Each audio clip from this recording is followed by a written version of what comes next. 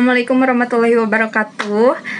Saya dari kelompok 6 dan rekan-rekan saya ada Dera Destri Herisma, Pina Putri Amalia, dan Siti Parda Maulina. Di sini kami akan menerangkan sedikit tentang proses perakitan PC. Nah, materi yang pertama dengan saya sendiri. Untuk yang pertama, kita harus memeriksa casingnya dulu. Nah, buka dulu penutup casing, lepaskan skrup di belakang casing, geser penutup casing, dan lepaskan dari rangkaiannya. Secara umum, jika penutup tampak baik, biasanya semua akan berfungsi dengan baik. Yang kedua, itu ada memasang power supply.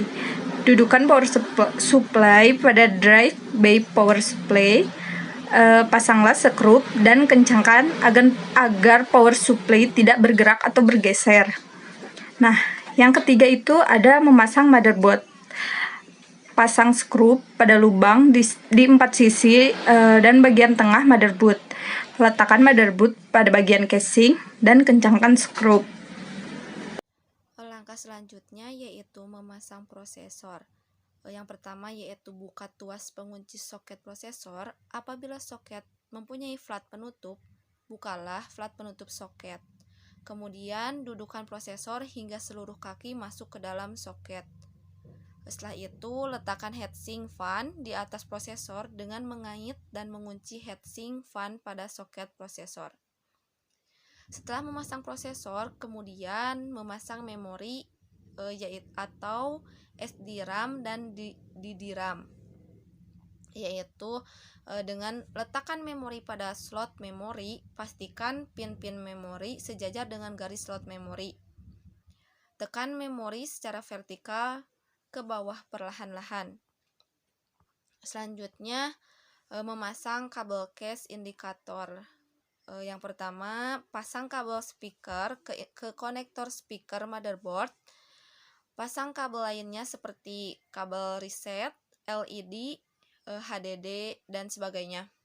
Kemudian, setelah itu tancapkan masing-masing kabel ke masing-masing konektor yang terdapat pada motherboard. Kemudian tancapkan kabel USB yang telah disesuaikan ke konektor USB motherboard. Kemudian langkah selanjutnya yaitu memasang card grafis dengan cara lepaskan panel di bagian belakang casing yang sejajar dengan slot tempat meletakkan card grafis. Kemudian sesuaikan jenis card grafis dengan slot card pada motherboard. Dan terakhir yaitu dudukan card grafis pada slot card dengan posisi vertikal. Baik, proses selanjutnya yaitu memasang harddisk. Setelah jumper harddisk ke primary master, pasangkan harddisk pada drive by di bagian dalam casing dan kencangkan dengan skrup. Lalu hubungkan ujung head kabel data IDD atau HDD ke konektor IDE 1 atau HDD 1 motherboard dan ujung lainnya ke konektor harddisk. Lalu hubungkan kabel power supply ke konektor power harddisk. Selanjutnya yaitu memasang CD atau DVD-ROM. Setelah jumper CD atau DVD-ROM ke secondary master, pasangkan CD atau DVD-ROM ke drive by di bagian depan casing. Lalu hubungkan ujung head kabel data IDE atau HDD ke konektor IDE 2 atau HDE 2 motherboard dan ujung lainnya ke konektor CD atau DVD-ROM. Lalu hubungkan kabel power supply ke konektor CD atau DFD-ROM. Selanjutnya yaitu memasang sound card. Lepaskan panel di bagian belakang casing yang sejajar dengan tempat meletakkan sound card. Lalu dudukan sound card pada slot card dengan posisi vertikal dan tekan ke bawah perlahan. Pasangkan skrup agar sound card tidak bergeser. Lalu pasang kabel speaker ke jack speaker sound card di bagian belakang CPU. Baik, selanjutnya menutup casing. Yang pertama, pastikan seluruh perangkat terpasang dengan baik dan benar. Kedua, rapihkan seluruh kabel di dalam CPU. Ketiga, pasang penutup casing. Keempat, pasang skrup di setiap lubang penutup casing.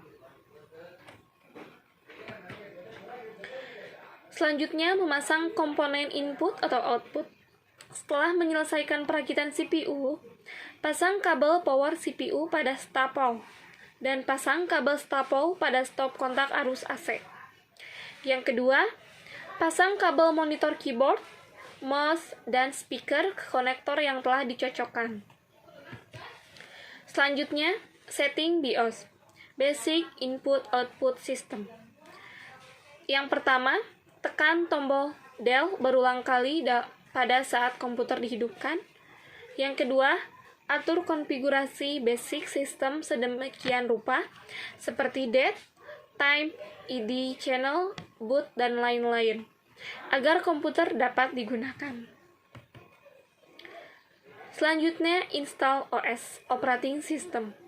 Terdapat berbagai macam pilihan OS seperti Microsoft Windows, Ubuntu, Fedora, Debian, dan lain-lain. Yang kedua, ikuti petunjuk instalasi yang ada dalam setiap OS. Yang terakhir, install software. Contohnya seperti Microsoft Office, Google, Yahoo, PDF, dan masih banyak lagi. Terima kasih. Cukup sekian dari kami. Mohon maaf apabila ada kekurangan. Wassalamualaikum warahmatullahi wabarakatuh.